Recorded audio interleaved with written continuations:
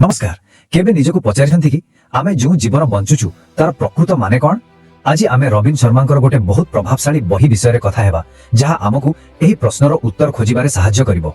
तेबे चलंतु एक अर्थपूर्ण जीवनर किछि रहस्य जानिबा।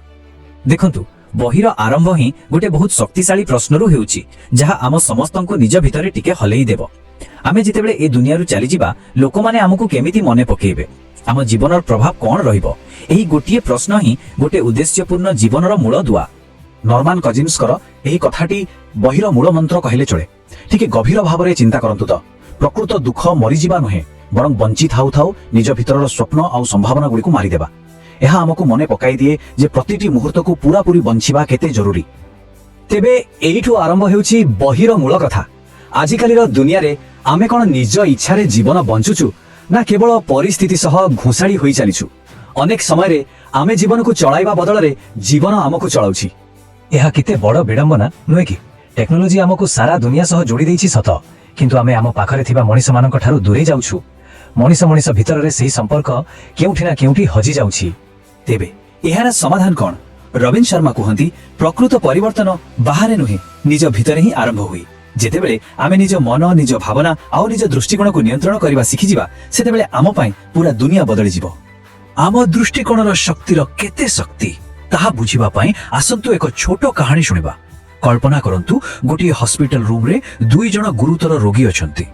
प्रतिदिन जेउ रोगीटी झरका पाखरे थिले से बाहर पार्क गछ आ खेलुथुवा पिलामानकर सुंदर वर्णना करी निज सांगर मन को खुशी करुथिले।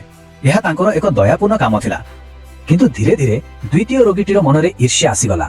से भाबिला काहेकि से एही सबु सुंदर दृश्य देखुची आ मु नहे, आउ एही ईर्ष्या तांको गोटे भयंकर निष्पत्ति नेबाकू बाध्य कला। आउ एठी कहानीर सबुठु बड़ा रहस्य खोली जाए। जेतेबेले तांको झरका पाखे बेड मिलिला से बाहर को चाहिले आउ देखिले कोन केवल गोटे इटा पाचेरी, कोनोसी पार्क नथिला।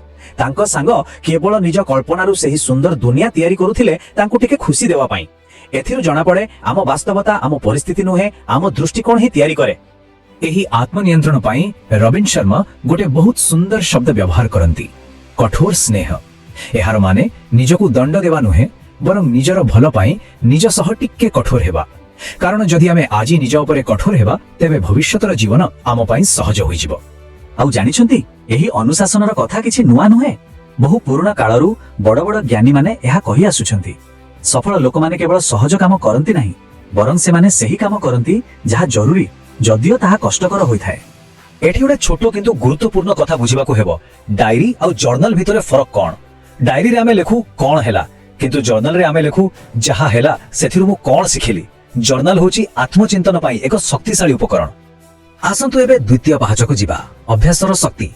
केमिति छोटो छोटो जिनिस प्रतिदिन कले आम जीवन रे गोटे बड़ परिवर्तन आसी पारे। चलंतु देखिबा। रविन शर्मा सकाळरो प्रथम 30 मिनिट को कहंती प्लाटिनम 30। काहेकि? कारण एही समयटा सुना ठारू भी अधिक मूल्यवान। एही समय रे आमे जहा करू हमर पूरा दिनटा सेही रास्ता रे ही चले। एहा ठीक गोटे जहाजर मंग परी। भाबंतु गोटे बढ़िया दिन गोटे एवरेस्ट परी आउ ताकू चढ़िबा पई गोटे मजबूत बेस कैंप दरकार। सेही बेस कैंप होची हमर सकाळर रूटीन।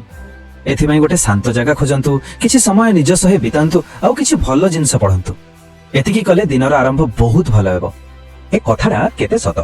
जदि आमे एका संगरे सब किछि करिबा को चेष्टा करिबा तेबे कोनोसी भी काम ठीक रे हबनी। तेनु केउ काम को ह कहिबा आ केउ काम को ना कहिबा एहा सिखिबा बहुत जरूरी। एहा को ही कहंती एकाग्रतार शक्ति। ठीक अछि, तेबे आमे निज भीतर को सजाडिले भलो अभ्यास भी गढिले। एबे कोन? एबे आसुछि तृतीय एवं सबुठु गुरुत्वपूर्ण स्तंभ, दुनिया सह संजोग। कारण आमर एही परिवर्तनर लाभ जेतेबेले अन्य मानकु मिलिबो सेतेबेले ही जीवन सार्थक हेबो। जणे एते बड़ लेखक निजर शेष समय रे जीवनर सबुठारु बड़ सत कथाटी कहिथिले, बड़ बड़ काम नुहे खाली टिके दया। प्रतिदिनर छोट छोट दयापूर्ण कार्य ही जीवन को सुंदर करे। प्रकृति हमकु दुईटी कान आ गोटिए पाटी काहेकि देइछि? बोधुए एइथि पई जे आमे कहिबा ठारु दुई गुणा अधिक सुनिबा दरकार। कारण प्रत्येक मनुष्य चाहे केही जणे ता कथा को मन देई सुनु, ताकू बुझु। गभीर भावरे सुनिबा एक बहुत बड़ गुण। तेबे एते सब कथारु आमे सिखिले कोन? केमिति गोटे पूर्ण जीवन बंची हेबो। आसंतु ए सबकु एकाठी करी एहार सारांश देखिबा। एही यात्राटार रास्ता बहुत सरल। प्रथमे निज भीतर को जय करंतु, तापरे भलो अभ्यास को निजर सांग करंतु, आउ शेषरे सेही भलो पणिया को दुनिया रे बांटंतु। एहा ही एक अर्थपूर्ण जीवनर सूत्र। आउ शेषरे ରବିନ ଶର୍ମାଙ୍କ ବାପାଙ୍କର ଏହି କଥା ଏହା ହିଁ ଆମ ଆଲୋଚନାର ସାର। ତେବେ ପ୍ରଶ୍ନଟି ପୁଣି ଥରେ ସେଇଠି ପହଞ୍ଚୁଛି, ଆମେ ଏମିତି ଏକ ଜୀବନ କେମିତି ବଞ୍ଚିବା ଯେମିତିକି ଆମ ଶେଷ ଦିନରେ ଦୁନିଆ କାନ୍ଦୁଥିବ କିନ୍ତୁ ଆମେ ଶାନ୍ତିରେ ହସୁଥିବା।